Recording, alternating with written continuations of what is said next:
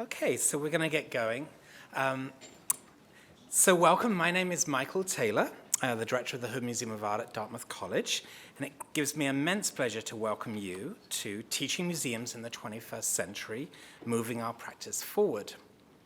We are extremely excited to have so many museum professionals attending this conference, including representatives from more than 30 states, as well as Canada, Ireland, and the UK. One of our goals in organizing this event was to allow for a wide variety of voices to be heard at this conference. And I'm very grateful to John Cohen, the chairman of the Hood's Board of Overseers, for providing the funds that allowed us to award 11 travel scholarships to museum professionals who might not otherwise have been able to attend. We were also able to waive the registration fee for this conference, which is funded by the Mark F. Sickle 1954 Memorial Fund, whose endowment supports scholarly research and events related to the teaching museum field. And don't we like those endowed funds?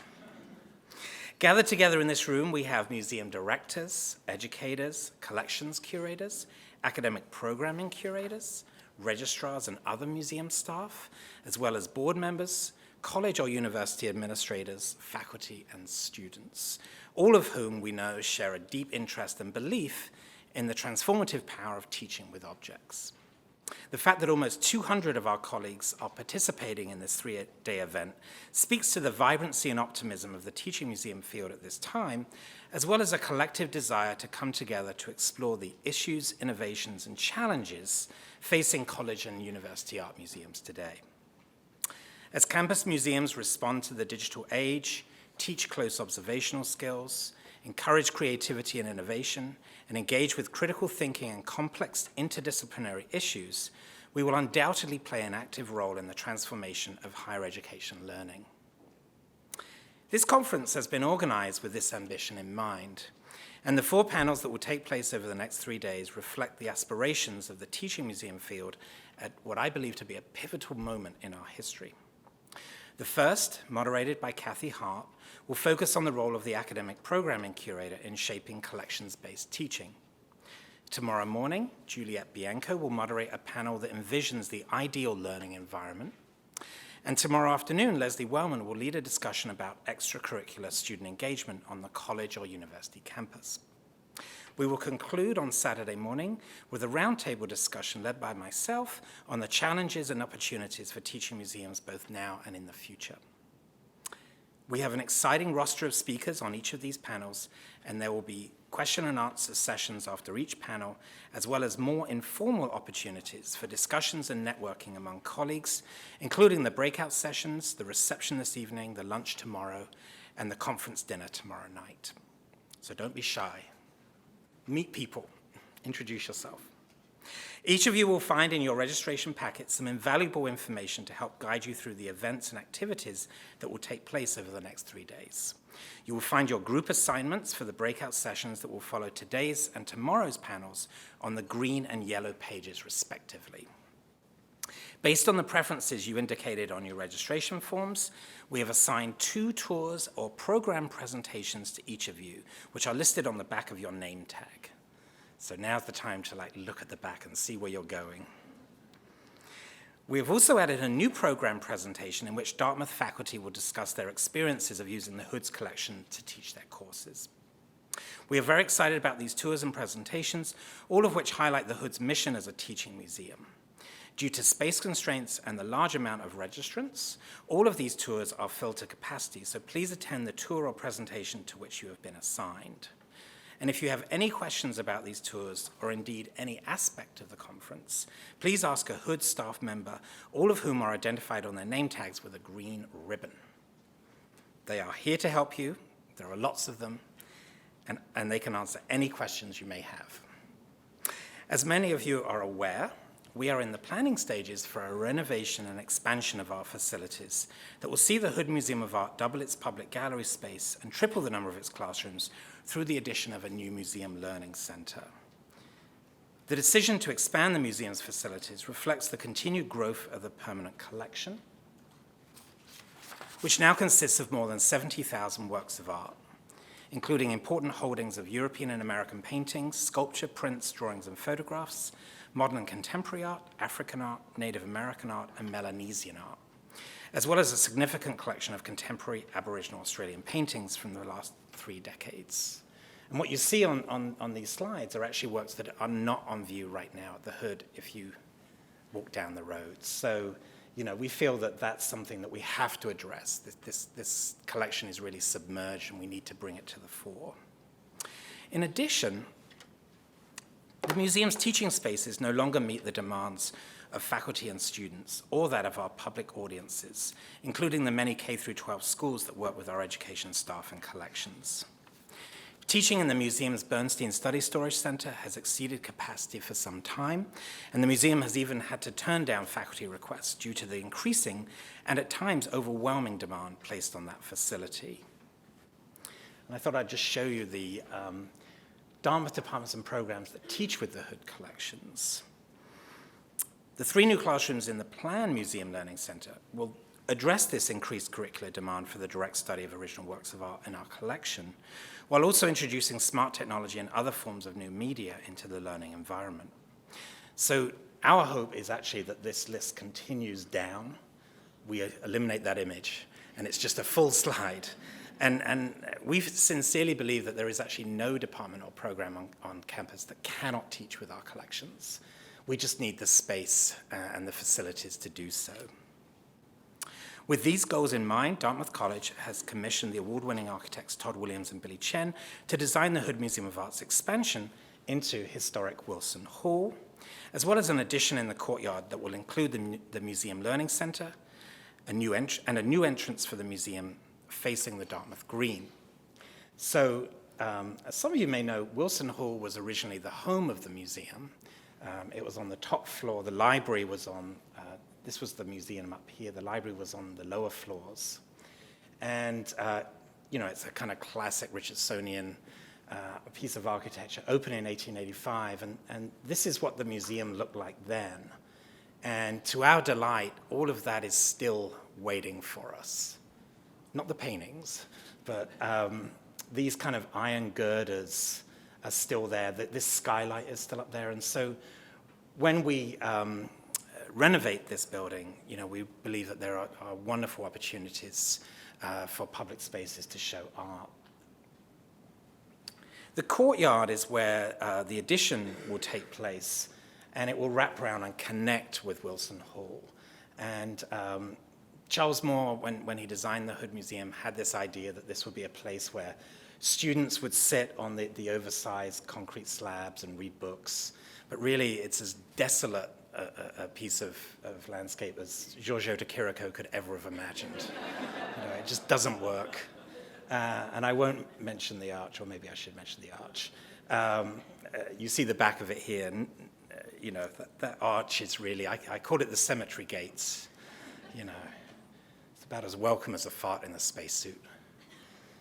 So, thinking about all this, we really started to imagine a new vision for the museum that placed it on the green. This is the expansion here.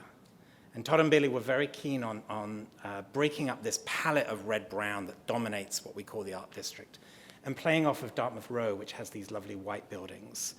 And part of that feeling was to respect Wilson Hall, the fact that it is built 100 years before the Hood, and actually make all of these pieces of architecture in this quadrant really have their own identity. And the great thing is it's a welcoming place. It has visibility from the green. This would be the Museum Learning Center in here with the new classrooms. This would be the new entrance.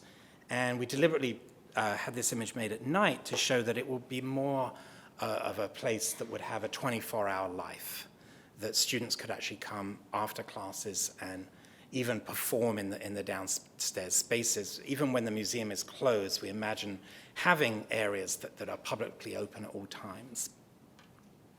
So the aspiration of the Hood Museum of Art's expansion, as identified in our new mission statement, is to create an ideal learning environment that fosters transformative encounters with works of art.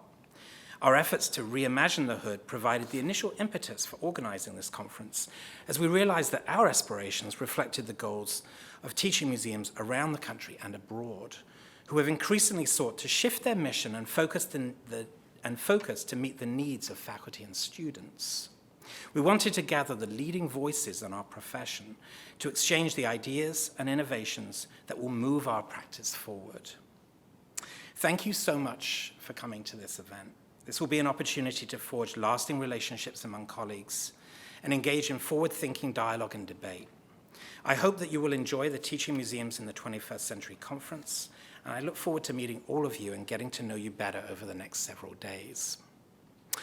So I'll now like to turn over the program to Kathy Hart, the Hood Museum of Art's Associate Director, and Barbara C. and Harvey P. Hood, 1918 Curator of Academic Programming, who will be moderating our first session entitled Academic Programming, Defining and Shaping the Profession. So Kathy and the panel, you can come to the podium. Thank you.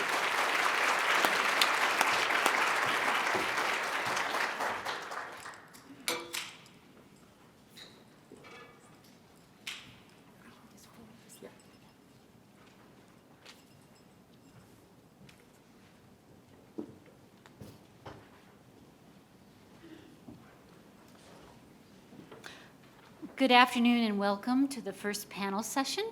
As you can see, it's titled Academic Programming, Defining and Shaping the Profession. I am Kathy Hart, and I first like to make a few housekeeping remarks. This session will begin with short talks by our distinguished panelists. We will then divide into breakout groups to discuss some of the issues and ideas presented by the panel.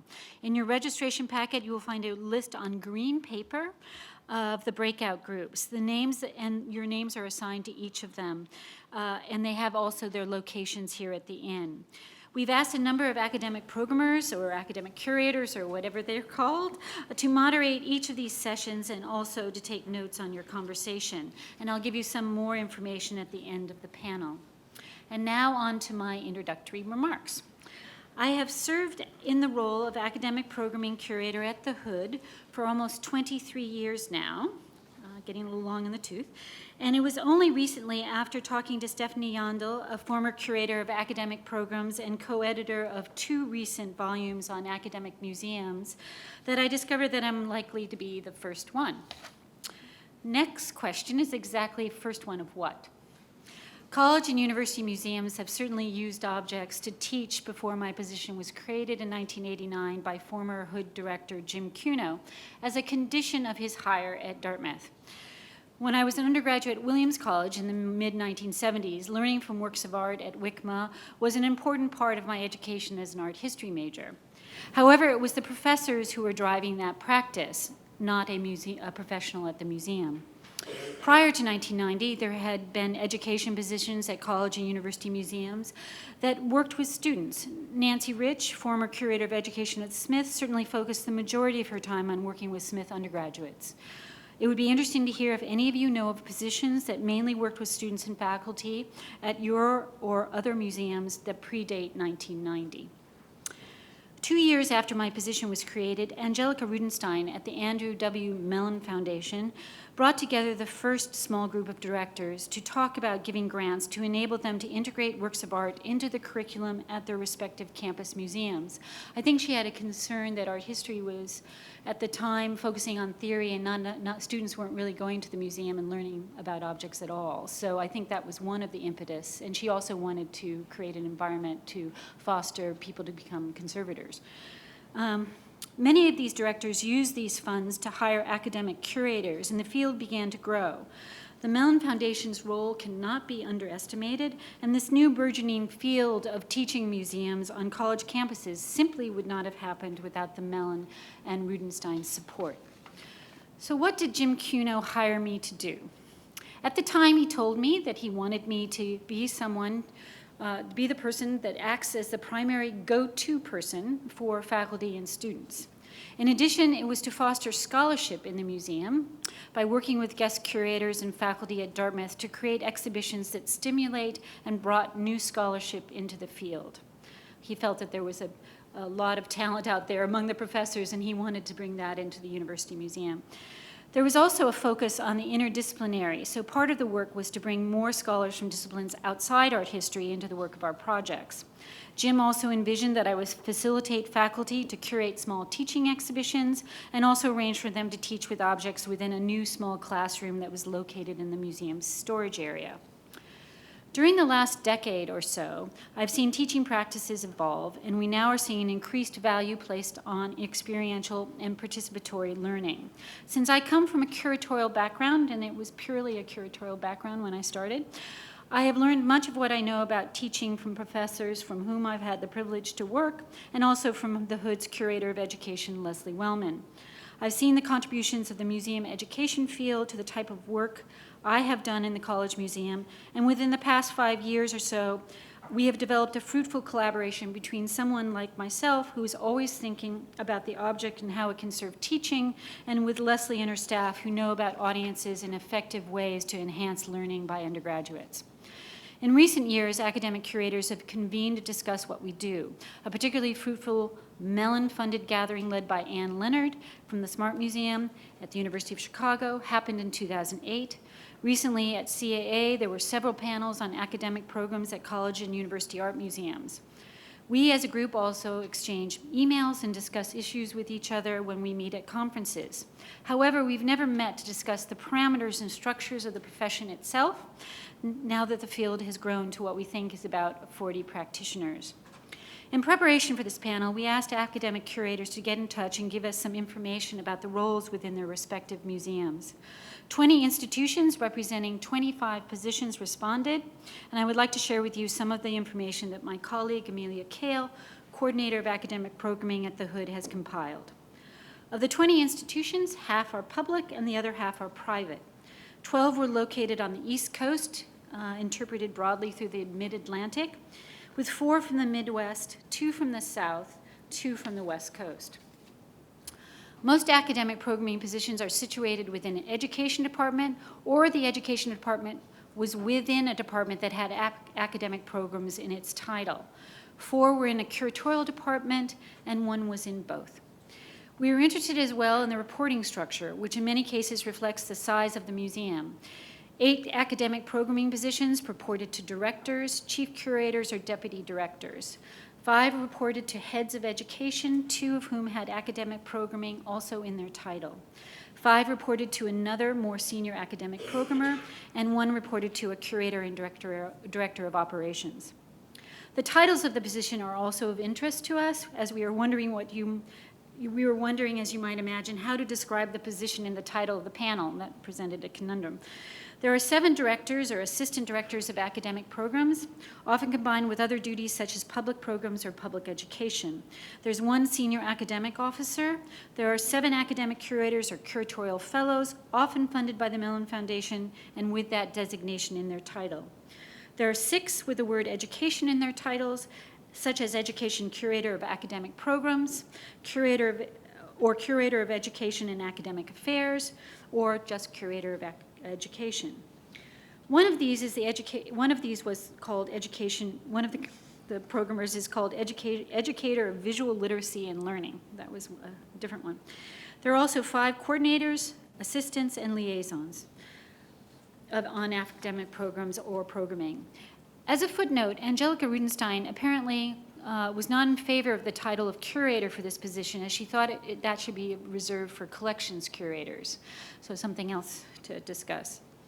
Almost 3/4 of the position descriptions describe the academic programmer as teaching with the museum's collections and exhibitions. Slightly more than 2/3 included curatorial work. Only 4 institutions out of the 20 included doing one's own research in the job description, and only 1 institution, Yale, included teaching one's own course as part of an academic programming position, and then it was only teaching occasionally. Of the 19 resumes received out of the 25, just over half had PhDs, 3 were ABD, 5 had MAs, and 1 had 2 MA degrees. Every degree was in art history, with the exception of 1 in East Asian studies with a focus in art history, 1 that combined art history with history and higher education, and 1 in public art studies. Areas of specialization were wide-ranging and included medieval, oceanic, African, Italian Renaissance, Japanese, Mexican, 18th century British and French, Hellenistic and Roman, modern American, women's studies, critical theory, Latin American, 19th century American, and 20th century art. The majority of the 19 people had backgrounds in both curatorial and education or teaching work. 5 had curatorial experience only, and 5 had university teaching experience only. No one had museum education experience only, all also had either curatorial or university teaching experience. I've left myself out of the number of years on the job as I skewed the results. Over 75% of the respondents had been in their jobs 5 years or less, with the remaining 4 ranging between 6 and 12 years. So what is the role of the academic curator in the college and university art museum? This session was planned to begin that discussion. I invited 3 people on the panel today as they each can speak to the field in different ways. Pamela Franks, Deputy Director for Collections and Education at the Yale University Art Gallery since 2007, has built a program at her museum that is breaking new ground. She's hired 2 academic curators, and I believe the department's even larger than that, and she's thought about ways in which they can contribute to a larger institution. Pam joined the gallery staff as the Curator of Academic Affairs in 2004. She holds a PhD in the history of art from the University of Texas at Austin with a specialization in modern and contemporary art. In addition to her work with education, she was responsible for the departments of exhibitions, publications, designs, and technology. The next speaker, Anne Manning, had to withdraw from the panel and sends her regrets at not being able to be here. My colleague, Lesley Wellman, Hood Foundation Curator of Education, has agreed to step in and will share Anne's comments and her own experience in the field. Lesley has been Curator of Education at the Hood Museum of Art since 1990 and holds an MA from Williams College. In her role at Dartmouth, she oversees the museum's interpretive programs and resources for community audiences and regional schools, as well as working with Dartmouth students and faculty. She has served as director of the Museum Division of the National Art Education Association, NAEA, and was recipient of the Outstanding Museum Educator of the Year Award in 1996 for the Eastern region of the country. And in 2012, she was named National Art Museum Educator of the Year by NAEA. Lastly, Elizabeth Rodini, in her presentation, will address issues of the potential role of academic curators in fostering interdisciplinary exchange at their respective institutions. Elizabeth received her PhD in art history from the University of Chicago. From 1998 to 2003, she was the Mellon's Projects Curator at Chicago's Smart Museum of Art. In 2004, she moved to Baltimore to become a liaison between the Baltimore Museum of Art, the Walters Art Museum, and Johns Hopkins University, a position that eventually led to the founding and directorship of the program in Museums and Society. In her 2000 article, The Ivory Tower and the Crystal Palace, Universities, Museums, and the Potential for Public Art History, she explores the relationship of museums and institutions of higher learning. So with that, I will hand it over to each of the panelists. Thank you. Well, it's a delight to be here among so many friends and colleagues, and I want to say a special thank you to you, Kathy, and to you, Michael, for inviting me to reflect on this topic of academic programming, which is very, very dear to my heart and I think really critically important for the field. The Yale University Art Gallery came to academic programming relatively late in the history, Kathy outlined, introducing its first academic curator position just about a decade ago. The gallery's role in the university, the kinds of teaching that happens, and the ways that students get involved has changed dramatically over these 10 years, which turns out makes Yale an excellent case study of the kind of impact having dedicated staff for academic programming can have on a museum's activity. I've been asked to speak today about the history and goals of academic programming at Yale, to discuss the roles of the academic affair curators at the gallery, and specifically, what training skills and qualities are important to succeed in these positions? I hope along the way to identify a number of issues that will resonate for you and your museums and spur a good discussion. And before I dive in, I just want to say that my work with Kate Ezra and David Odo, the 2 curators of academic affairs at the gallery, informs everything I say about academic programming at Yale, and they're both here, and I'm sure we'll have much to add in the discussion. I should also note a bit of context. The expansion of the Yale University Art Gallery that opened last December was the culmination of a decade and a half of work, renovating buildings and planning installations, but also creating what is essentially an entirely renovated education program. Yale is one of the majority of college and university art museums that Kathy mentioned where academic affairs and education reside together, and in our case, the lead curator of academic affairs serves also as the head of education. This works well for us because it facilitates a fluid back and forth between thinking about our work with the university and the practice of teaching in the museum, and allows these two arenas to inform each other in a productive way. Later in this panel, when Lesley channels Anne and speaks for herself, when the discussion moves more to the relation between museum education and academic programming, my other colleagues here, Jessica Sack, our Senior Associate Curator of Public Education, Elizabeth Manikin, our Museum Educator, and Maureen Theodore, our Postdoctoral Fellow in Education, will no doubt also have much to say. Teaching has been central to the vision of the gallery since its very founding in 1832. That said, there was a real call from the university to devote renewed energy to teaching with the collections in the early 2000s. This push from university faculty and administration was especially encouraging for the gallery, which had not been part of the first round of academic programming funding from the Andrew Mellon Foundation. So unlike many other college and university art museums, had not yet formed a systematic strategy for academic outreach, much less a specific job description. Here, in brief, is how that story unfolded. On the 300th anniversary of Yale University in 2001, President Richard Levin convened a faculty committee to consider the state of Yale College education, and this committee worked over the next 2 years, and the gallery's director, Jock Reynolds, was one of the key people in many of the discussions.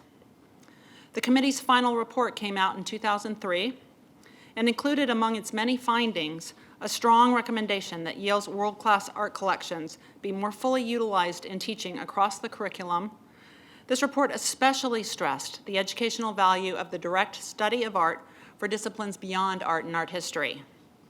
To facilitate this goal, the committee recommended the creation of a position dedicated to faculty outreach and developing course collaborations. Here's the trajectory that followed. In light of the discussions taking place on campus, Jock Reynolds reorganized the gallery's education department so that one of the curatorial positions focused on academic initiatives and the other on public education. Our great colleague Ellen Alvord, who's now at the Mount Holyoke College Art Museum and I believe will be here tomorrow, moved into the role of associate curator of academic initiatives at that time. Ellen got a number of collaborations underway before her family's relocation took her away from the gallery about a year later. The search for the position took a while, and after about another year, I joined the staff as curator of academic affairs and held that position until 2008, and during the last year, held the dual position of deputy director and curator of academic affairs. A postdoctoral fellowship in education was newly endowed and started that year, which helped cover some of the academic programming work I'd been doing when my responsibility broadened. Then, in 2008, a transformative gift from the Nolan Bradley family created endowment funds for 2 curator-level positions in academic affairs, as well as 2 other training fellowship positions within the education department, and we hired Kate Ezra to fill the position I was transitioning out of, and Kate later hired David Odo to fill the assistant curator position. So from 2002 to now, this cast of characters collectively grew the teaching that was happening. And just to give an idea of where we currently stand, for the last year that we have full numbers for, 2011-12, 96 different courses incorporated study of original works of art, and 48 of these came from disciplines other than history of art or art.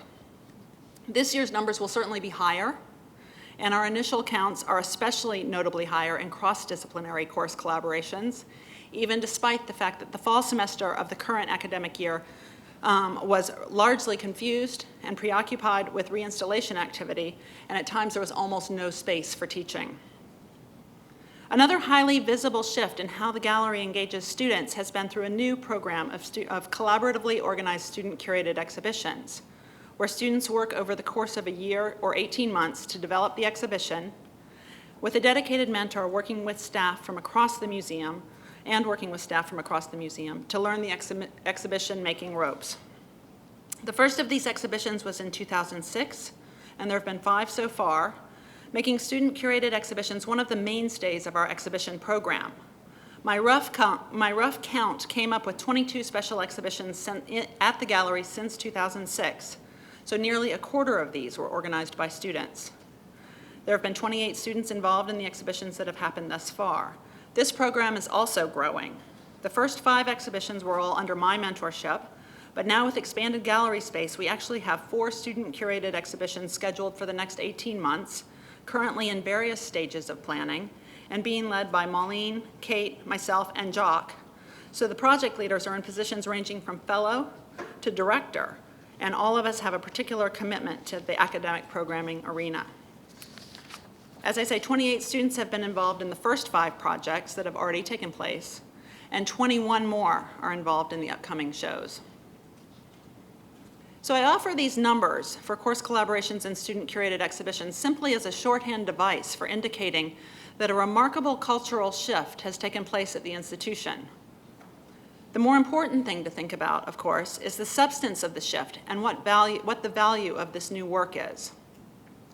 Bringing the direct study of works of art into a broader array of intellectual frameworks both adds to our understanding of the art and enriches the teaching of specific subject areas in unique ways.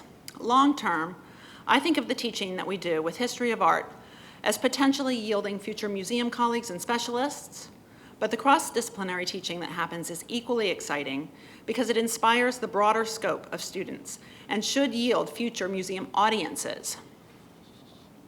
As a university, we also have the possibility of engaging students at the graduate and undergraduate level, and importantly, bringing them together.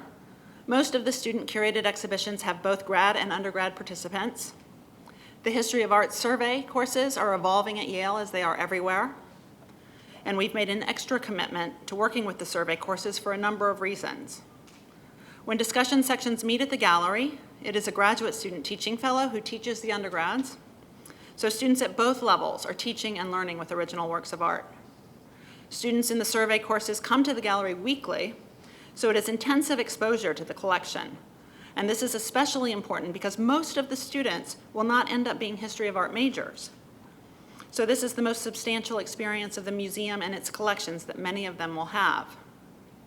Increasingly, gallery collaborations with large lecture courses and other departments have similar structures of multiple discussion section meetings and similar benefits. I'm thinking of one example of a course, Women, Food, and Culture, which has brought students for several years in a row now. With the student-curated exhibition program, students tend to come from a variety of disciplines, although I should say the current project Maureen is directing is rather radical in that she's working with primarily art historians, which is a first for our program, and we're learning from that process. And even though they start from all these different perspectives, generally speaking, they come together and form a wonderfully cohesive intellectual community anchored in the study and experience of the art they're going to exhibit.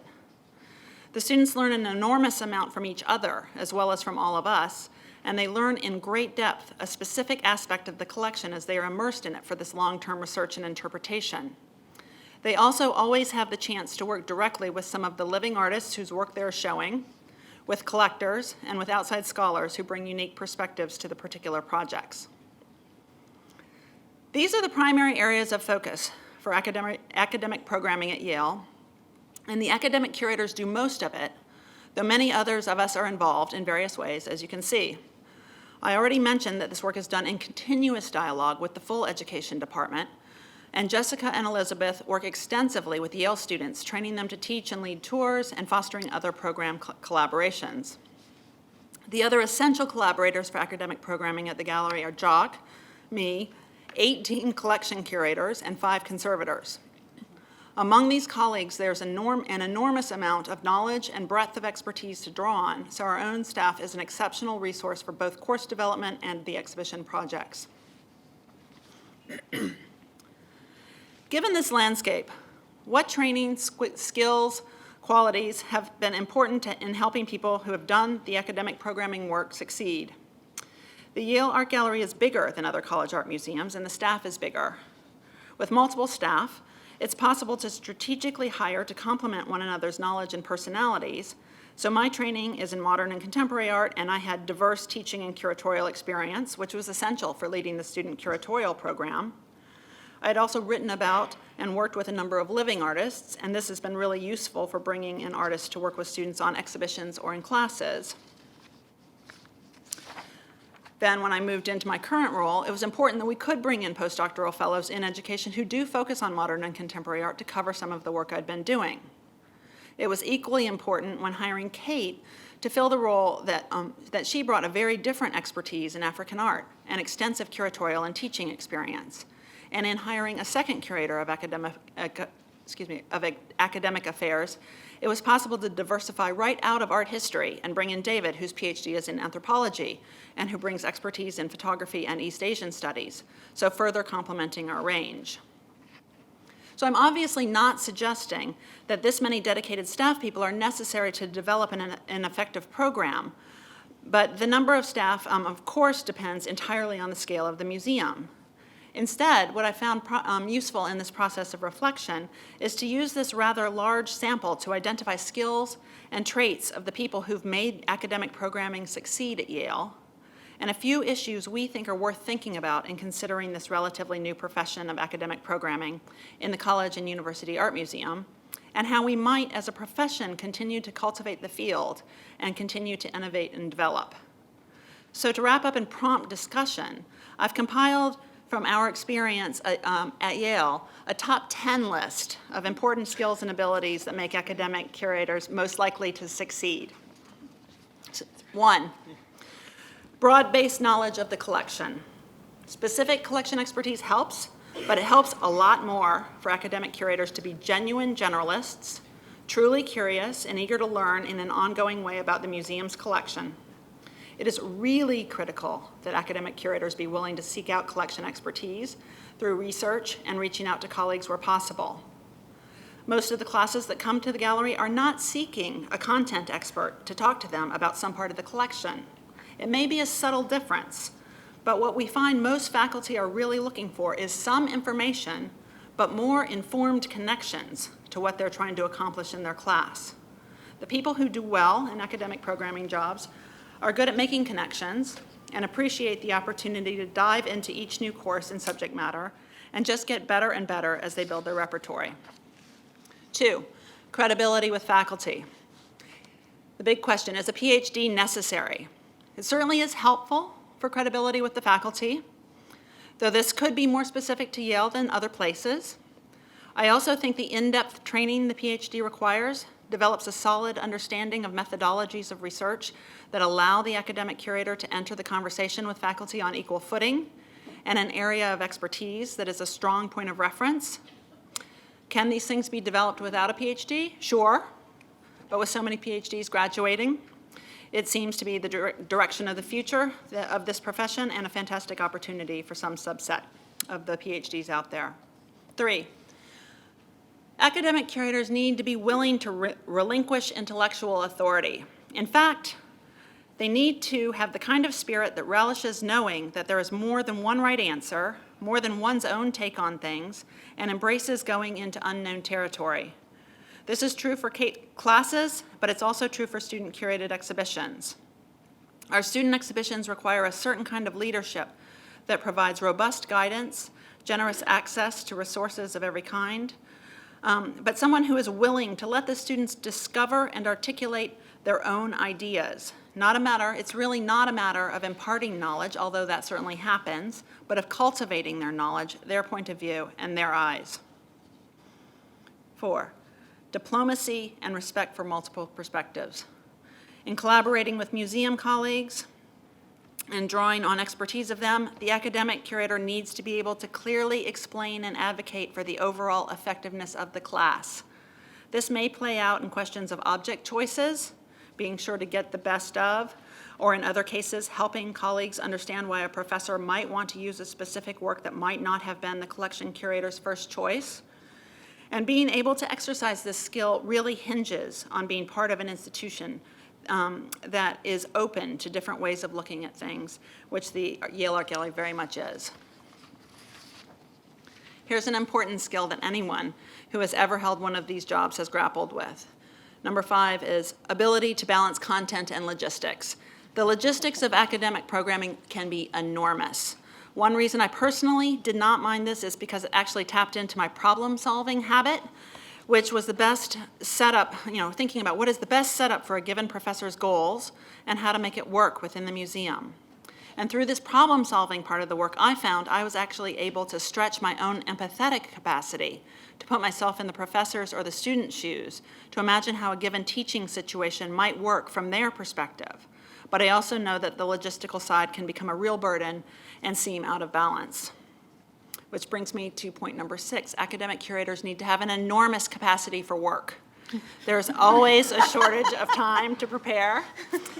There's often a shortage of time to think. But there don't seem to be a lot of solutions to this one yet. The academic programming role is very time intensive, talking intensive, on the floor teaching intensive, organizing intensive, relationship intensive. And interestingly, all this needs to happen seamlessly. It doesn't help to create a good teaching situation for it to feel burdensome. But at the same time, the reality of the work involved needs to be communicated so that faculty have realistic expectations and don't make requests that they don't end up actually using. 7, it's important for academic curators to keep learning and to stay active in some form of research. Certainly, you never want to find yourself without an answer when someone asks, "And what are you working on?" But ongoing research also keeps one up to date, more ready to participate in various conversations, and what I think is probably most important about an ongoing research life is that it keeps one engaged. We hire smart people for these jobs, but if their jobs don't allow them time to think, they won't stay smart and they'll get bored. The challenge here is the same, finding the time when there doesn't seem to be much or any. Over time, I think the most successful resolution is one in which one's own work morphs into the museum's work, and it works best for those people who are gratified by the larger shared endeavor. 8, mission-driven. Academic curators are mission-driven. They succeed when they're mission-driven and when they have a clear sense of goals. We seem to care as academic curators, we seem to care not so much about our own territory, but rather about the big picture, and we're able to see the difference. And at the same time, we need to be able to navigate gracefully many other people's attachment to their territory. It is the professor's course, after all, and there are different negotiations with curators responsible for different collections. Academic curators succeed when they connect these different investments.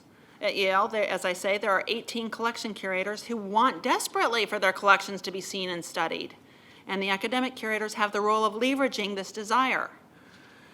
It also helps to have a sixth sense about how not to step on toes, how to draw out and make use of expertise without losing sight of what the class or the exhibition group is trying to accomplish. 9, successful academic curators are generous people. They have a genuine desire to share, they love art, they love the museum, and they want other people to enjoy the wonders too. And 10, in looking for academic curators, we look for people who love and value teaching. When teaching is exciting and gratifying in itself, it energizes and motivates the entire process.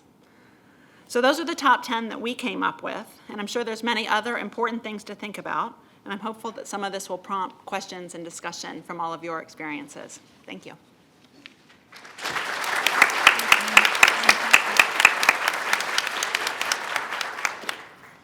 I can tell already that there's, Kathy has put together such a wonderful diversity of perspective, and thank you so much, Pam, for those wonderful remarks. I'm very sorry that Ann Manning couldn't be with us today, and I feel honored to be asked to stand in for her. Ann was very much looking forward to attending this conference as a homecoming and an anniversary, as it was June 1st, 1993, almost exactly 20 years ago, that she came to the Hood to begin her career as a museum educator. Since then, she has gone on to do wonderful work at other museums, including another college-based museum, and is now at the Baltimore Museum of Art, where she is Deputy Director for Education and Interpretation. She also just completed a 2-year term as Director of the Museum Division of the National Art Education Association, and that's a position which I actually held just before she did, so we have continued to work closely together over the years, even though we have been at separate institutions since 2000. It's very important to give credit where credit is due, so I want to say up front that the majority of the comments that I will be sharing were provided by Anne. And in keeping with the consummate professional that she is, she wrote her talk last week before she found out that she wouldn't be able to be with us today. And so I think that those of you who know her will hear her warm and wise voice in the remarks that I share. She and I were able to speak at length yesterday, so I hope that I will be able to do a good job of representing her today. The essential question that Kathy had asked our panel to address is, what is the role of the academic programming coordinator, and what are the opportunities for expanding and developing the profession? In order to respond to that question, we need to examine the contemporary contexts and conditions in which we operate, the sphere of higher education, advances in technology, and the changing role of museums in society. Let's take a moment to wander through these landscapes, explore the terrain, and gather observations before returning to the question at hand. Let's start with higher education. According to the Center for the Future of Museums, among other sources, the U.S. education system is on the cusp of transformational change. In a recent report on museums and the future of education, authors Scott Kratz and Elizabeth Merritt point to the rising dissatisfaction with the formal educational system and the proliferation of non-traditional forms of teaching and learning as indicators that the educational landscape is shifting. The old institutional or teacher era model is characterized by teachers dispensing content in a one-way direction from instructor to student, and is based on the behaviorist model of students as empty vessels to be filled by knowledgeable, authoritative experts. Kratz and Merritt forecast that the next education era may be driven by learners drawing on traditional and non-traditional resources and focused on developing the core skills of critical thinking, synthesizing information, ability to innovate and think creatively, and collaboration. The Institute for Museum and Library Services has endorsed these capabilities in their report on 21st century learning skills. In it, they outlined the advanced skills required for success in life and work. These include learning and innovation skills such as visual literacy, information, media, and technology skills, life and career skills such as flexibility and adaptability, as well as 21st century themes such as global awareness and civic literacy. New media and new technologies are rapidly reshaping the ways in which the arts are created, presented, interpreted, and shared, and the ways in which students consume and create knowledge. When Dartmouth launched Blitzmail, one of the earliest email systems, 20-some years ago, faculty, staff, and students were either amazed by or skeptical of this groundbreaking technology. Now we have 3D printers, tablet computing, learning analytics, massively open online courses, which are a few of the technologies to watch, according to the 2013 Horizon Report for Higher Education. As society's relationship to the production and consumption of knowledge changes, museums are challenged to adopt new solutions for creating meaningful and memorable experiences with art. Today's museum visitors appreciate opportunities to contribute, co-create, and respond. To be viable in the 21st century, museums must rethink their programmatic strategies to tell stories that are multivocal, multisensory, interactive, and relevant to audiences. One of the essential questions facing museums today, all museums, is how do we demonstrate the value of our collections and institutions? How do we remain relevant? The world today is incredibly complex and dynamic. As a consequence, cultural organizations find themselves facing a broad and seemingly bewildering set of challenges as they seek to chart a course for the future. College and university museums, while distinct in many ways, are not exempt from this new normal and must evolve and adapt in order to remain vital and relevant to the audiences they serve. So what does this mean for academic museums in the 21st century? Academic museums will play a key role in campus life as faculty and administrators redefine the educational landscape. We need to literally rethink what education looks like on college campuses. As the workforce demands skills from college graduates that are more often acquired from informal learning experiences, or strongly from informal learning experiences as well as in the classroom, not just content is needed, but 21st century learning skills. In this environment, college and university museums will be uniquely positioned to respond to this opportunity, and we must leverage this unique asset. Technology will become increasingly important for academic museums as a means of communicating with students and faculty, providing access to authoritative content, and for creating opportunities for engaging students and faculty with objects in new ways, such as the creation of new content and connecting across curricular areas. College and university museums, as sites of research and experimentation, are uniquely positioned to explore, test, innovate, and document new strategies for sparking curiosity, fostering collaboration, and creating new paths to learning. They can test out new strategies and be a leader for the museum field as a whole. What are the implications for the role of the academic programmer? Academic programmers need to understand and think critically about the broader educational, technological, and social context in which they are operating, as well as how changes in the larger world are impacting their colleges and universities. It would be a mistake to try to define a single model for the academic programmer. All positions in museums are changing to be more cross-disciplinary.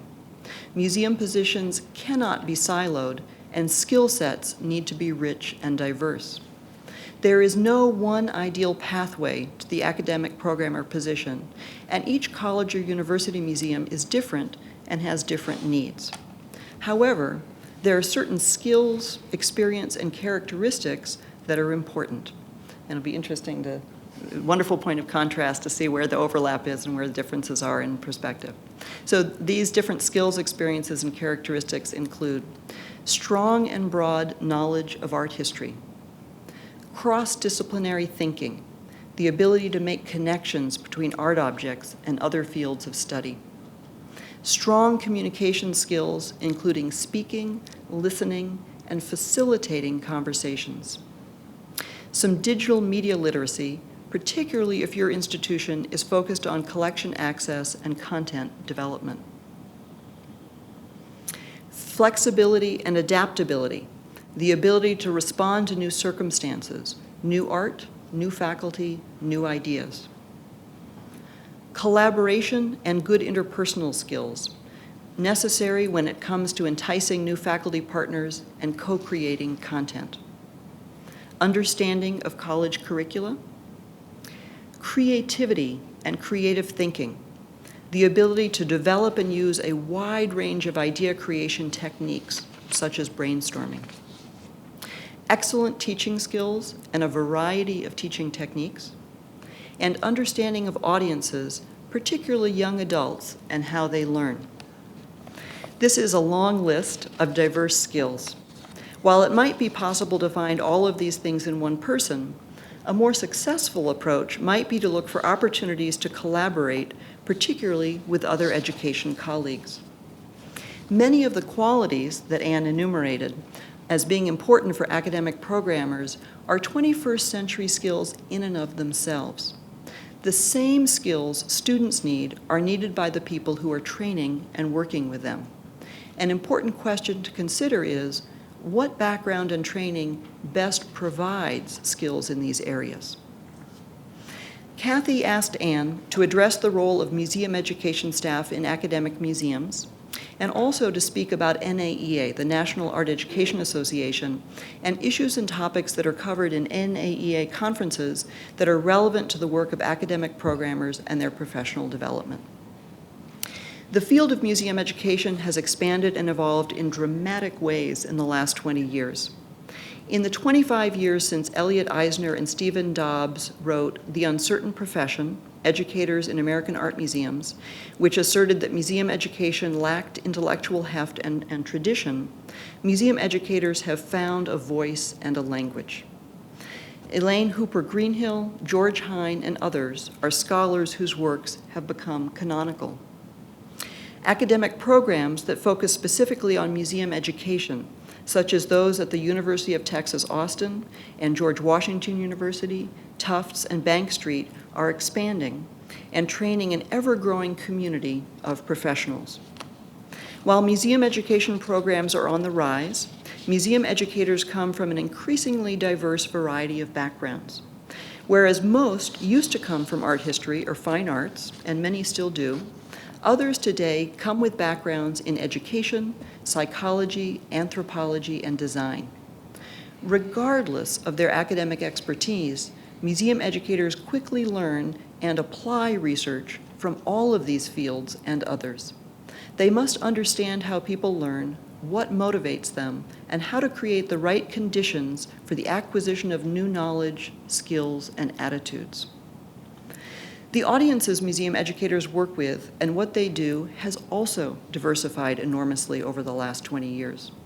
While gallery teaching remains central to our work, museum educators develop and implement a wide variety of creative learning opportunities, including workshops, gallery talks, film screenings, musical and art-making events, book clubs, gallery guides, mobile guides, audio tours, immersive environments, interpretive spaces, hands-on materials, virtual tours, and more.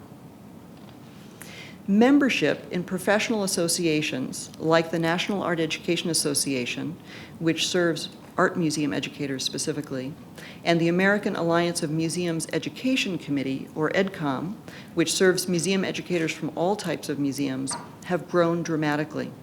There are currently over 800 members in NAEA's museum division, up about 30% over the last 4 years. Many of these new members to that division are also new to the field.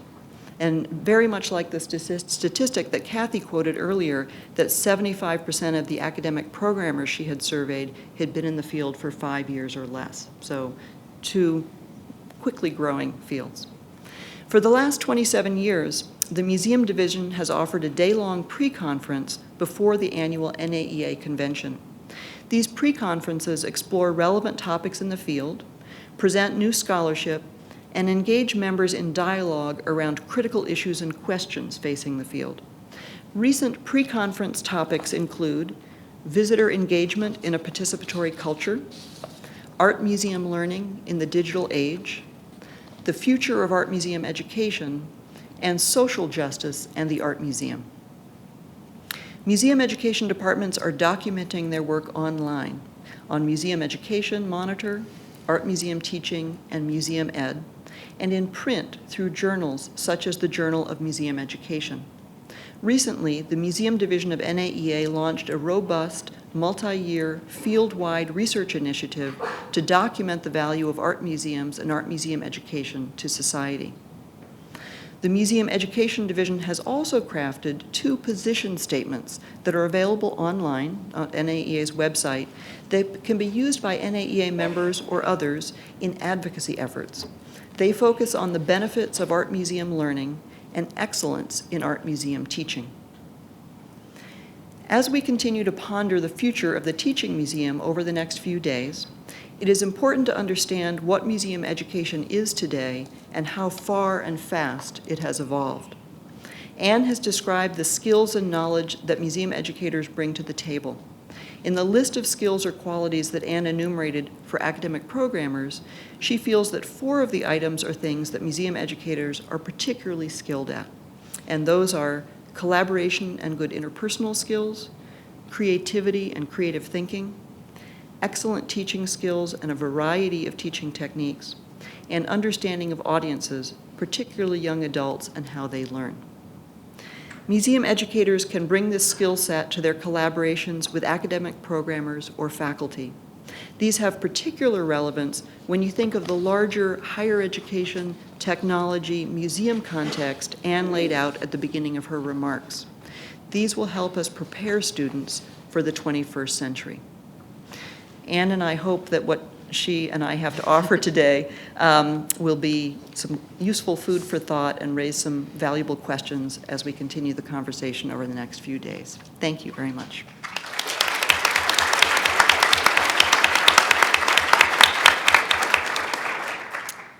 Well, thank you, Kathy and Michael and the Hood Museum staff for having me, and Pam and Lesley, Anne, for your comments. I'm especially sorry to have missed Anne here. She and I collaborate a great deal in Baltimore, and we were going to travel up here together, and so I'm sorry not to have her here, but appreciate you filling in for her. I'm coming at the questions that were posed for this session from two angles that might be useful to be aware of. One, as someone who was once one of these academic curators in a Mellon-funded position, and now working in a university without an art museum, trying to facilitate similar sorts of projects like some of the ones that have been described and that we'll be talking about. So I'm trying to, I hope, bring something of an institutional perspective to the conversation. I do think my position raises the point that these positions can take many, many, many different kinds of forms, maybe other than we've imagined to date. But sort of thinking about what's useful for the museum to cultivate in terms of what the institution is looking for, that being the college or the university. And two, I want to focus on interdisciplinarity. That's what Kathy asked me to speak about. So I'm going to be really focusing on that, thinking about what possibilities there are for it, what are the limits to interdisciplinarity, where does the art museum sit in an inherently interdisciplinary institution, and then how, to echo the points that were made earlier, how can the art museum best staff that interdisciplinary mission? So I think you'll hear a lot of echoes of what Pam and Anne had to say, and hopefully I have something new to offer to that as well. The first point I would make is interdisciplinary. Basically, I am in favor of it. So I'm going to be speaking from the point of view that that is something that, yes, we want to cultivate, and that should be a core activity for a university museum. And we've seen just from the list that Michael put up and from some of the other comments how vast that range of interdisciplinary activity already is in many institutions. But to quote a quote from an article by John Weber, at that time the Tang Museum director, replying to the University of Chicago's 2012 report, Campus Art Museums in the 21st Century, art is profoundly interdisciplinary at its core. And I'm going to take that quote as kind of the basis of some of my comments. So the first question I know that we all think about a lot is what value does interdisciplinarity play for a university, a college, an academic art museum? We all know that I think that we serve more people that way, and in that way we become more useful to the university, more valued. And I think I don't need to list all the reasons that matters. I do want to say that I know that that works and that it's not just rhetoric. That is that interdisciplinarity brings in more and a more varied group of people. Two very brief examples. We have a historic house on our campus. Although we don't have an art museum, we have a couple historic house museums. The Homewood Museum, actually if you look in your packet, there's an announcement about the AAMG meeting that's being held at Hopkins this spring, and there's a picture of Homewood. So Homewood does a course every fall in which students curate a very, very small focus exhibition around a theme that relates to early Maryland history. When we did a theme on cultural education in early Maryland, we got all women in the course. When we did the topic travel and transportation in early Maryland, we got a lot of guys, over half men. So just a very anecdotal evidence that a different topic, something beyond the usual reach of the art museum, brings in a different crowd. Another example, I taught a course a number of years ago at the Walters Art Museum where we installed images from the Hubble Space Telescope in the manuscript gallery, and I had physics and astronomy majors along with my usual art history and history majors. So more topics, more varied students finding their ways into the museum or related institutions and connecting with art, and we would all agree that that's all for the good. There's nothing wrong with that. Another way of thinking about interdisciplinarity in an art museum is to think not only about the sort of the what's of what they're learning, the what's about art and art history, but some of the hows and whys, and that gets to the the question of the museum being a venue for developing not just sort of content knowledge, but skills to really build on some of the things that Anne mentioned, that are not discipline specific, but that I think we all know are really important to a liberal arts education and that are changing quite rapidly in terms of what these students are going to need when they leave our institutions. And these skills don't need to be rooted by any means in art history. So things like skills of research, asking questions, finding answers, sifting through that material, synthesizing it, and thinking about that sort of practice in specific relationship to objects and material culture. Skills of communication, of course, oral communication, written communication, and I know we all have found many ways of allowing our students to further those skills within the museum through tours and presentations and writing labels, catalog entries, things like that, maybe writing podcasts, maybe something more in a technological vein as well.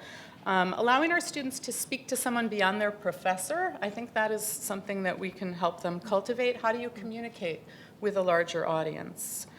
When we talk about project-based work in a museum, I think we begin to get at a chance to develop cooperative group skills. And this is one of those 21st century education skills that Anne's and Lesley's remarks mentioned.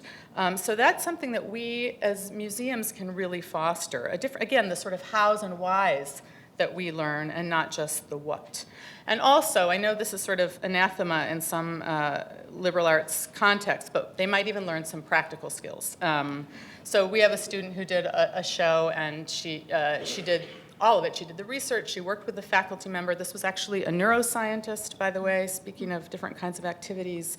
But she did the grant writing, she did the PR writing, she plans the events. She's getting lots of different kinds of skill building in the context of museum work.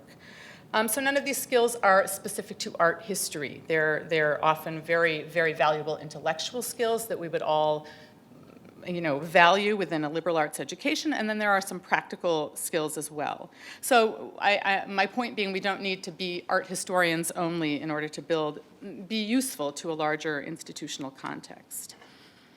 And finally, I think a key value of interdisciplinarity for these museums is that variability to, I think, push up against, break down, bridge disciplinary silos that can be sometimes constricting. Disciplines certainly have values, and I'm not advocating breaking down disciplines altogether. I think it's important that students have a body of literature that they learn, a methodology that they learn, but we all might agree that innovative thinking happens often at the margins of those disciplines or when those disciplines come up against each other or intersect. So I think campus art museums can really offer a valuable way of furthering academic conversation more broadly by being venues for that sort of coming together, collaboration and cooperation. So these are all reasons that I would say supporting interdisciplinarity is very important. A second issue then is how to achieve interdisciplinarity and how to do it well. My brief answer would be that art museums need to let go. They need to let go of definitions of art and interpretations of art in particular. To cite again John Weber in his article, he suggests that art museums need to be more willing to admit into their galleries things that are not art. And this is something we could talk about. I know there are reasons to be anxious about that in some cases, but this is a way in which conversations can be furthered. So to go back to the Walters Art Museum, we brought Hubble photographs into the museum, immediately spurring dialogue about, well, what are the different modes of representation that we find here? What sorts of information are we getting from them? How do we compare them and contrast them? The Walters also works very actively with neurosciences to explore how the brain is responding to art objects in the gallery. So by admitting other sorts of things, materials into the museum, new lines of questioning that come back to art in a very real way are opened up and made possible. And beyond admitting more than art objects into the museum, I think we need to really be welcoming of diverse approaches to art as well. And I'll give one example of a failed project, because those are always useful too. This one actually with the Baltimore Museum of Art, so Anne's not here to talk. I think this was before she even came to the museum, actually. In fairness, it was the museum director's idea, and it just never came together. I was supposed to facilitate it. That's another kind of conversation we can have. But the idea was we were going to bring a professor at Johns Hopkins named Pier Massimo Forni into the galleries to do an audio tour of the collection around a topic that particularly interests him, which is the topic of civility. He's a professor of Romance languages, but through his work on courtesy books, he became interested in civility in modern day life, and he actually has a big project called the Civility Project. And in fact, if any of you saw the Sunday New York Times, in the style section, there was an article about Hatha haters. Did anyone see that? People who hate Anne Hathaway, the actress. And it was an article about just bashing her on the internet, and he was cited in there because he's sort of become a sort of popular culture critic of how we behave socially, and the internet is a very interesting place to talk about that. Anyway, the idea was we were going to have Forni talk about the collection through this lens of civility and relationships and behavior. And I think let's say the curatorial staff in general found the approach to the art just too oblique, that, this is not what this art is about, and kind of pushed back. And that, and for many other reasons, we didn't go ahead with it. But what I would say, or what I would suggest, is that we need to be more willing to let that kind of conversation happen, need to be willing to let art be utilitarian to disciplines for whom it is utilitarian. And to quote maybe another group, art is a big tent, and I think there's a lot of room for many different people under that tent and many lines of interpretation.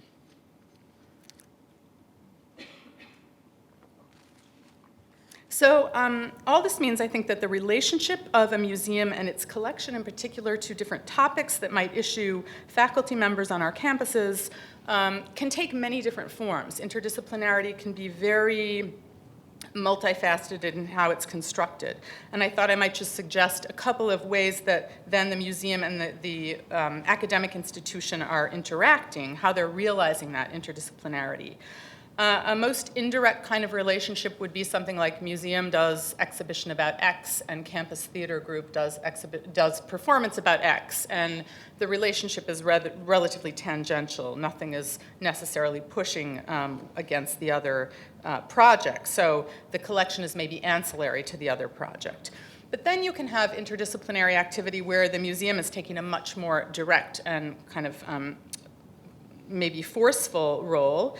A project, and here I'm riffing a little bit on something I saw at the Smith Museum of Art last year, a project, let's say, around the theme of water, where the museum does an exhibition, maybe they commission a new work of art, maybe they promote courses in environmental studies and engineering. Here, the museum being very much the facilitator, the advocate for the relationship to make things happen. And then I think there are many, and probably more common, sort of hybrid examples of this interdisciplinarity. So a couple of examples. For example, a history professor curates an exhibition on photojournalism out of the photography collection of a museum. So the collection is at the core of the project, but the interpretation, again, is really coming from an outside perspective.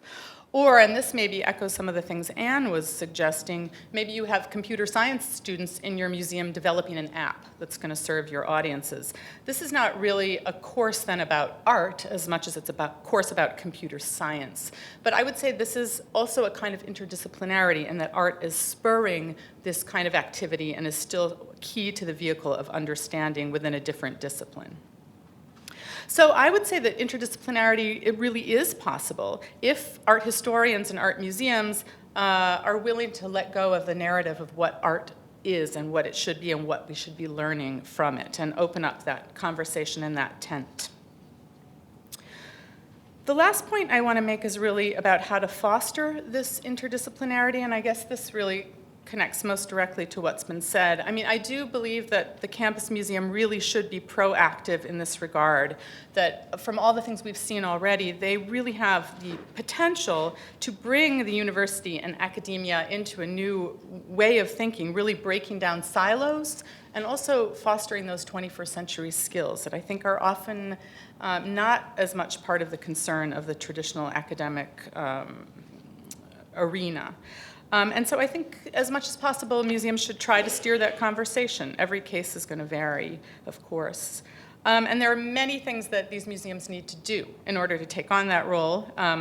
I'm not going to be talking about financial resources, but part of it is a dedicated staff, of course, of this academic curator coordinator type, and we've seen now how important this is and has it's been since the 90s.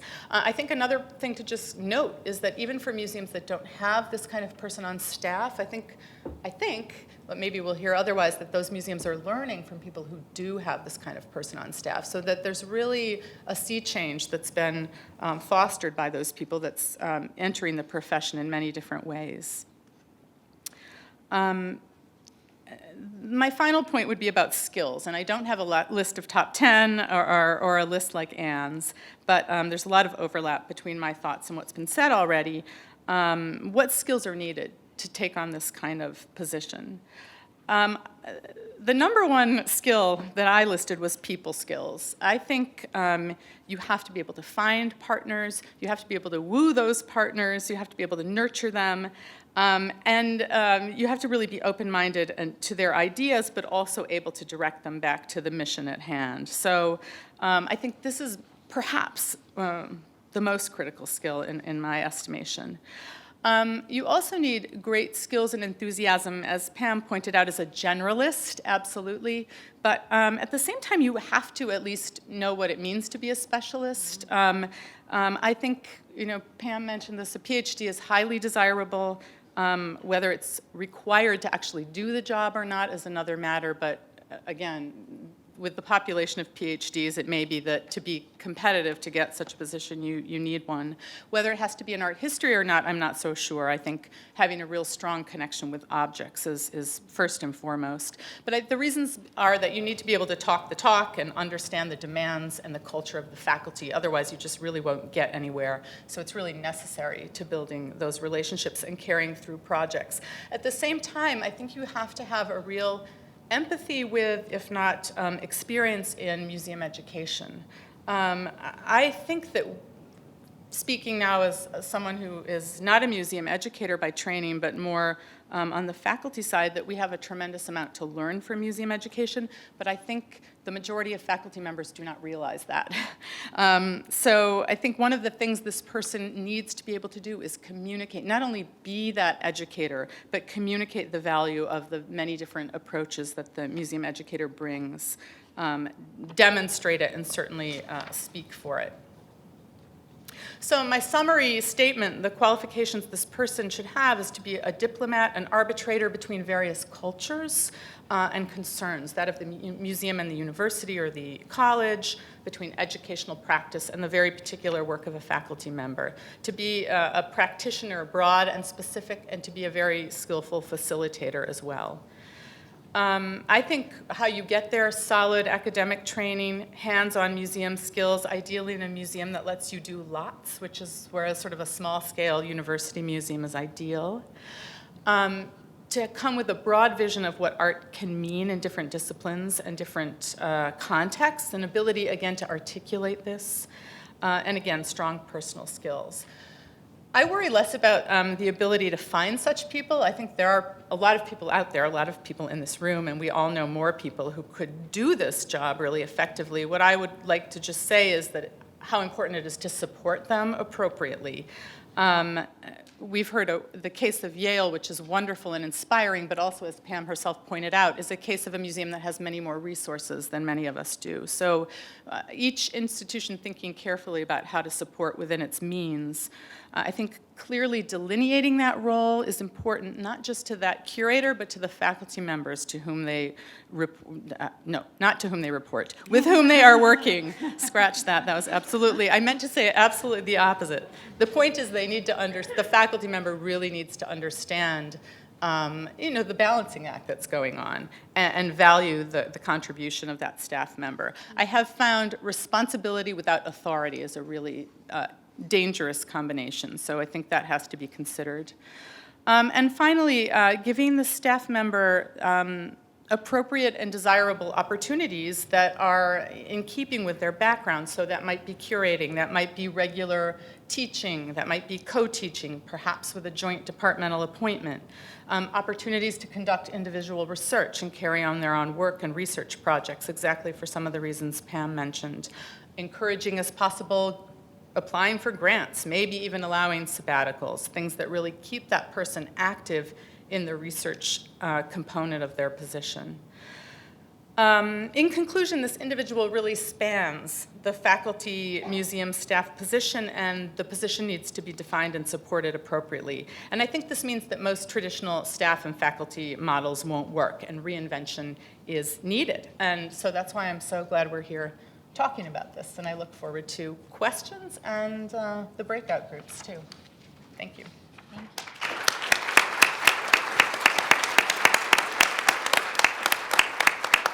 So we have about 20 minutes for questions, and we have staff members who have microphones, so we can hear your question, and also it can be recorded. So welcoming any questions that you have. Okay, so you mentioned that the PhD issue was going to be one that's controversial, and it is to me, and I'll own up and say I don't have a PhD. But when I wrote down and carefully listened to your list of 10 skills and listened to the skills that Anne mentioned and the skills that Elizabeth mentioned, and I will start this off by saying I, of course, adore all four of you guys. But when I look at that list of 10, 6 to 8 of those are definitely not going to be a part of acquiring a PhD in terms of being skills that you develop. And in fact, you might have a harder time being successful in your PhD if you're working on developing those skills.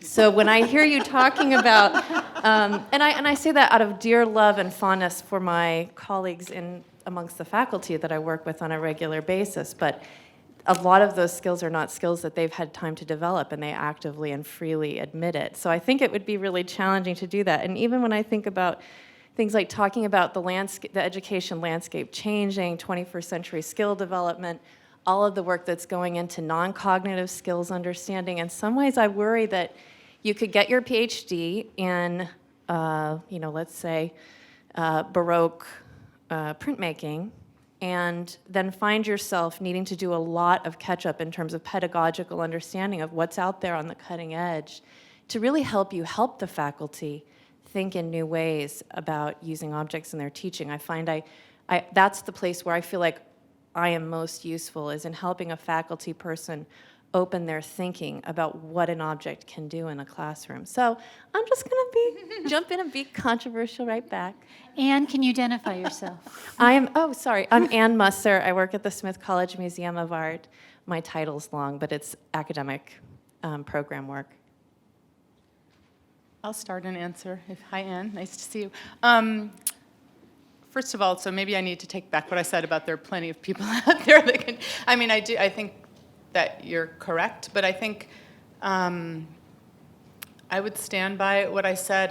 But remember, the first thing I said is people skills, and so I think you need the person that then can learn from you and Musser in the museum, so that you've got someone that maybe doesn't come to the job knowing everything already, but has the disposition to be open to learning from colleagues.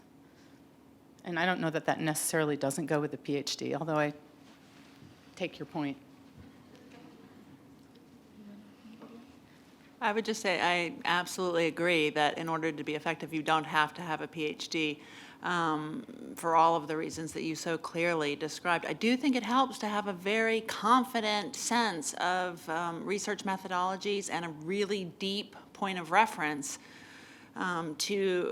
within the art historical realm or whatever your area of specialty is related to the collection that you're trying to encourage people to teach with, because it is a point of reference that then is a counterpoint to whatever your collaborator is trying to do.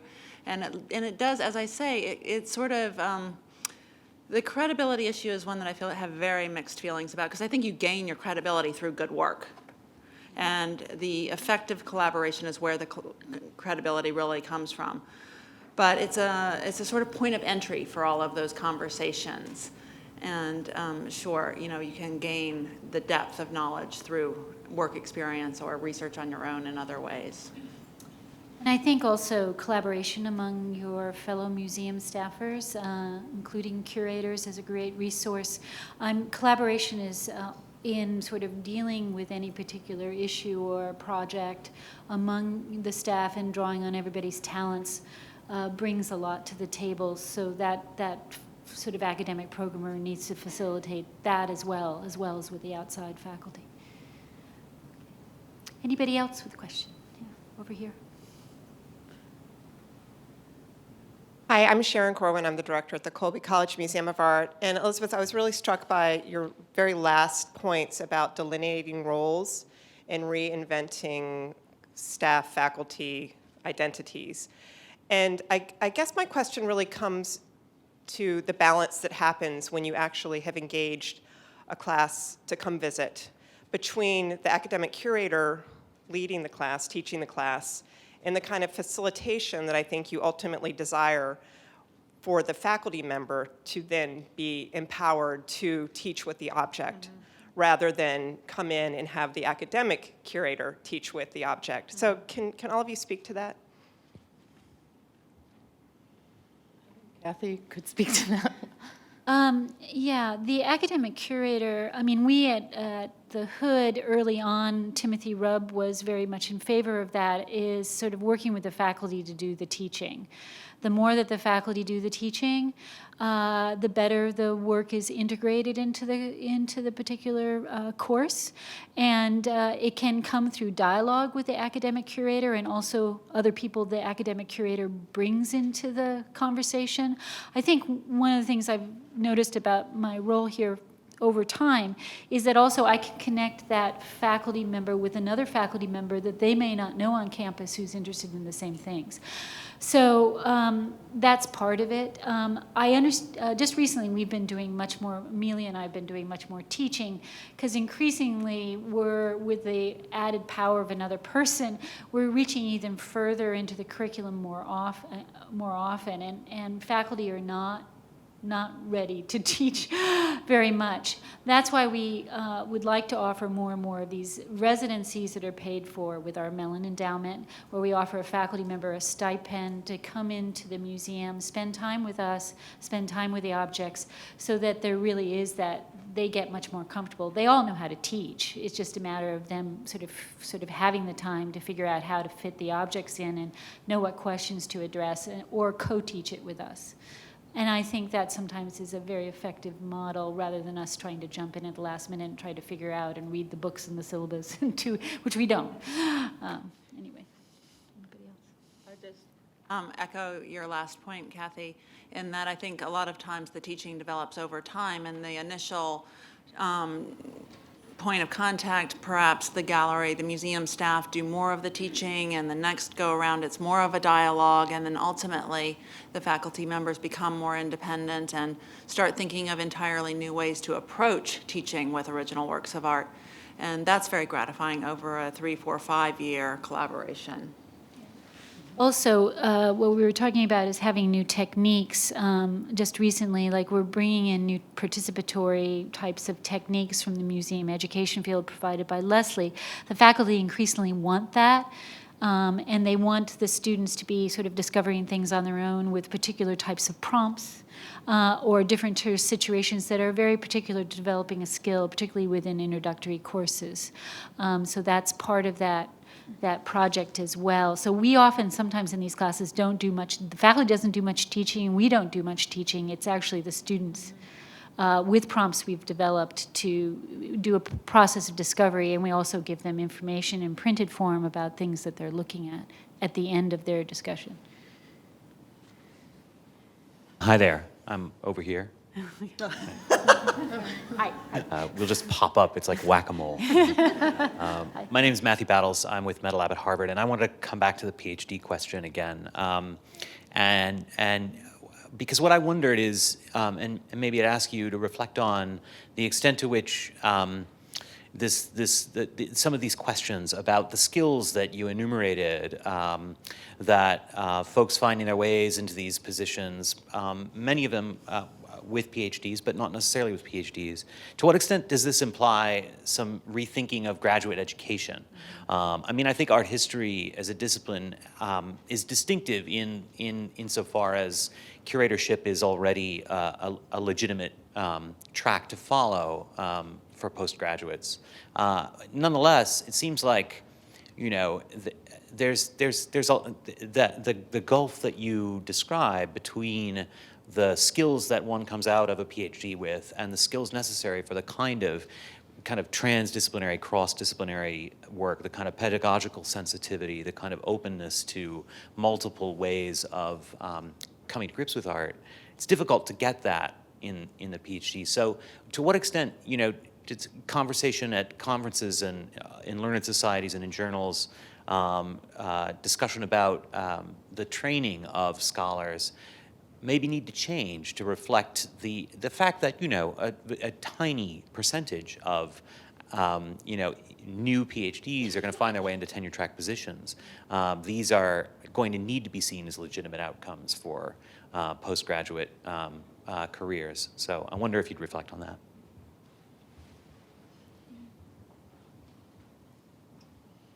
Well, that's an excellent point. I guess I would say, I mean, I agree with you. There are sort of disjunctures between how we teach art history and then what these people are able to go on to do. And it's not just the university museum. I mean, I think a lot of art historians, and I'm among these, come out with highly theoretical kinds of training that don't even really render them very comfortable around objects to begin with. So I think it's a complex question. I think there's something of maybe a generational shift. I mean, I think we see a movement towards a more open approach to how art history is being taught, that might end up allowing some of the sorts of training that we've all been talking about. In my comments, I indicated I think there's that graduate training, but then there's the experience in the museum. And quite frankly, my own background is I really sort of had two different kinds of training. One was the art history PhD training that really had nothing to do with the museum at all. And then the kind of trial by fire in the museum kind of apprenticeship almost. And I'm not quite sure how we make that transition. I know even in the world of curating, there's conversation about how we train art historians to be curators of any stripe. So I'm not answering your question. I'm agreeing with you that it's a problem. But I still see a lot of museum training is coming in the form of just being in the gallery and doing it. And I'm not sure that the classroom is the right place for that yet. I just want to add that it does also seem like some of the most fundamental skills that make people successful in these jobs are not things you're going to learn in graduate school alone. I mean, if you haven't started learning those from the time you started learning to talk and walk, you're not going to reclaim them just through a graduate program. You know, there's a whole approach to life that's part of it. You just have to hope that the study doesn't then beat that out of you.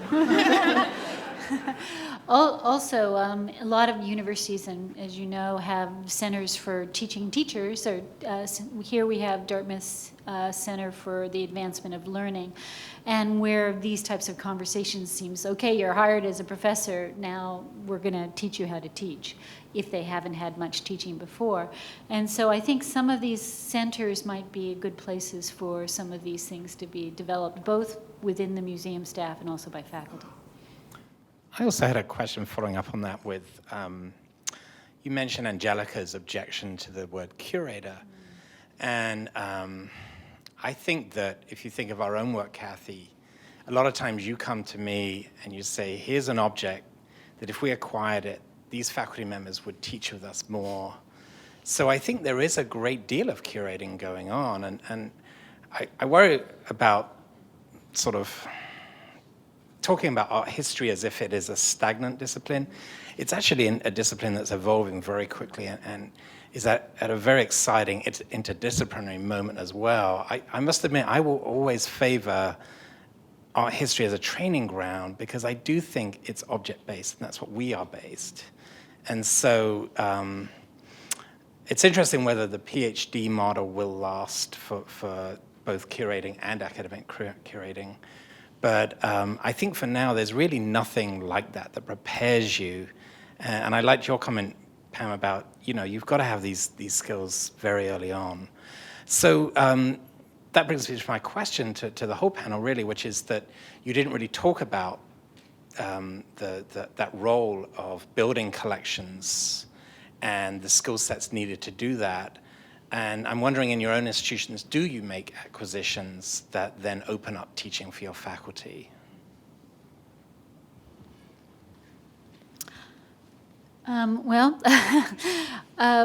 We do at the Hood, and I think that's partly an evolving. We're such a small institution, and I think among the curators and myself, and I was always somewhat associated with the curatorial group, and then became more associated with the education as things went on. Because of the way I was hired and my position was defined. I had conversations with the curators and the directors always about, if we acquire this object, how will it fit into the teaching mission, and how can you build a collection? So that's increasingly been part of the conversation as we've gone on, is like you have certain collections, if you just add a few objects, then all of a sudden you have the perfect group of objects to get at some particular issue. So that's increasingly the way we're thinking, but it takes also bringing curators along to that, because sometimes they're thinking about the way they want to add objects in a very different sort of way. So the question is whether for this academic curator position, is that there is some money set aside for radical thought, but anyway, set aside for them to make acquisition choices or proposals, and then they would have to argue it out and describe the reasons for it in the same way a curator would, but with the added gist about how it goes to that teaching mission. I don't know if anybody else wants to answer that. I'm not in a museum anymore, so it's not relevant to my current position, but when I was at the Smart Museum, I guess this speaks in a way to how the position can evolve. Initially, I did not do that, and then I got to the point where I wanted to be a more full-fledged curator and have that term really apply, and I was given that opportunity, and I really participated along with the other curators. And that's another example of learning through on-the-job training. I had no idea how one would go about that at the time, and I learned from mentors, and I still think that's an important way we learn this practice. But it does speak to the different kinds of definitions that these jobs have, because it was just interesting for me to hear all of this, because when I was in this position, I basically worked on single projects at a time. I would have 3 or 4 going, but these were exhibition projects, not teaching classes as they came in. And I'm not sure, actually, Anne, how that's evolved. Anne, that job has evolved a lot and now has had several different titles, but I don't know if that has become more wrapped into teaching classes that come in, has been more a part of the job. My point just being these jobs have lots of they're all different as they've evolved at different institutions. Yeah, and we should also, for collections, substitute the word exhibitions, because a lot of places do not have large collections to teach with, or they're limited in a particular area. So that choosing exhibitions and how exhibitions will fit into the curriculum is part of this as well. I was just going to say that the ideal is great teaching with great works of art, and to be able to acquire works that are first and foremost worthy of preservation for generations to come, and to let the teaching evolve around that, but also simultaneously to engage in the conversations with the faculty so that the full wealth of knowledge that can contribute to the thinking about what is great is a really productive really productive endeavor. One of our most recent acquisitions, most important acquisitions recently, was Ellen Gallagher's print series Deluxe, and that was a terrific acquisition for us, and it fit immediately into several courses. And one course in particular, it became an anchor work within weeks of being acquired by the museum. Now, would we have acquired if it were a lesser work in order to illustrate a point that the faculty member was trying to make? Probably, certainly not. But because it was both, that's really the ideal.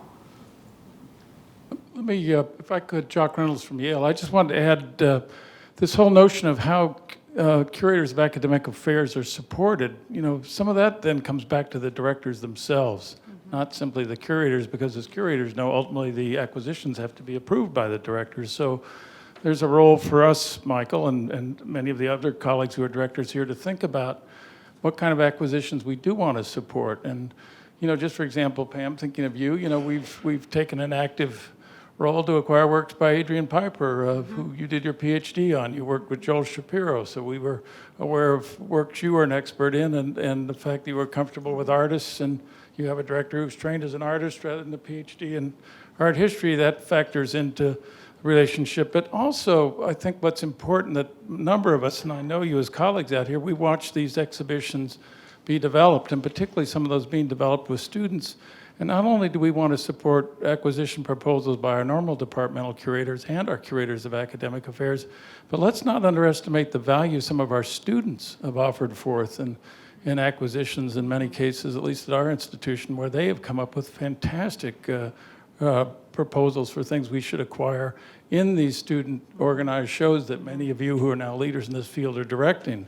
And those are certainly things that a number of us who've been working together, I know, are paying attention to as well. So I guess the point I'd like to make is a good idea can come from anywhere at any time. And that's a part of what I'm sort of hearing you talk about a bit. And the only other thing I would add to this sort of thing that came up around PhDs and qualifications is that there was another Mellon meeting convened by Angelica Rudenstein at one point of, I think it was the 12 largest museums in her mind in America, only 2 of which were universities, Harvard and Yale, and the rest were, you know, Philadelphia, Art Institute, Met, you know, National Gallery, the, you know, Getty, the usual ones you'd think.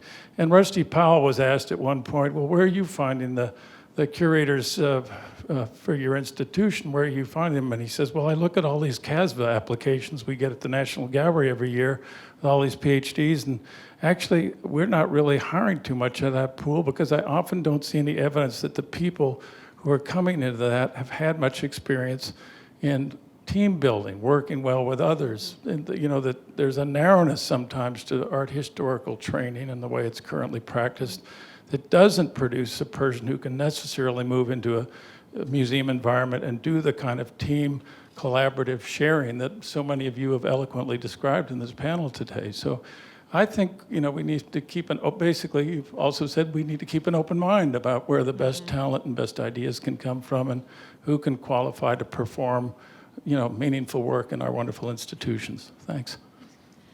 We have time for one more question. Okay, I was just going to jump in. I was holding the microphone, prompted by Elizabeth. I'm Ann Leonard at the Smart Museum, so I came to the Smart in 2003 when Elizabeth left the position. And at the Smart, this position has always been housed in curatorial, so it has been natural to play that role in acquisitions as well as in all the other work that the academic programmer does.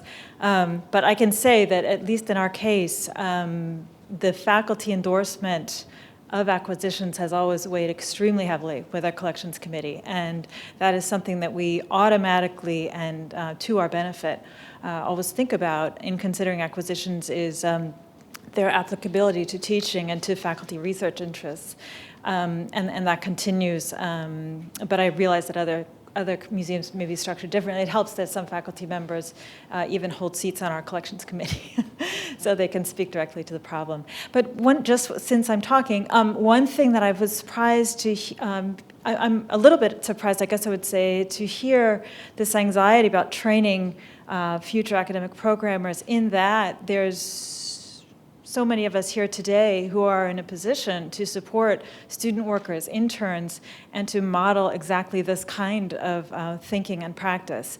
And in my own experience, no matter how art history was being taught in my PhD department, I was bound and determined to work at the museum for my entire grad school career, which I did. And so that, and I think just this, the process is self-perpetuating now with more and more Mellon-funded and other models of academic collaboration and coordination that our students at many more universities and colleges are getting exactly this training that we felt we so desperately needed and wanted. So we are now in a position to pass that on. And That's a nice way to end this part of the session, because we're going to go into breakout groups and discuss some of the things that we have discussed here.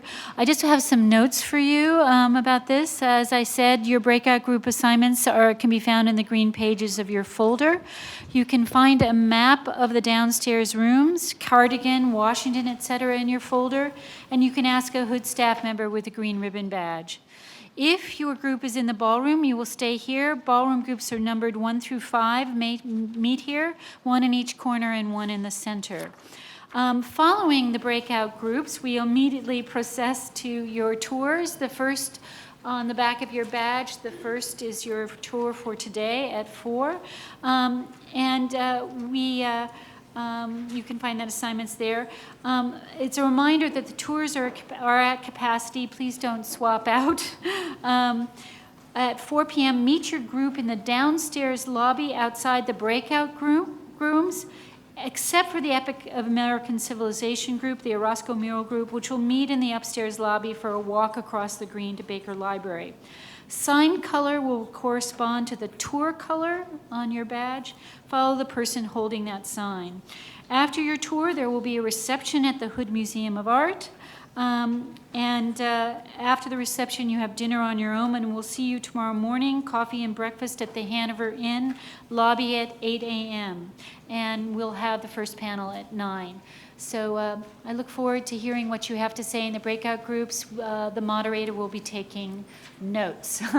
So we'll gather all those notes together. Thank you.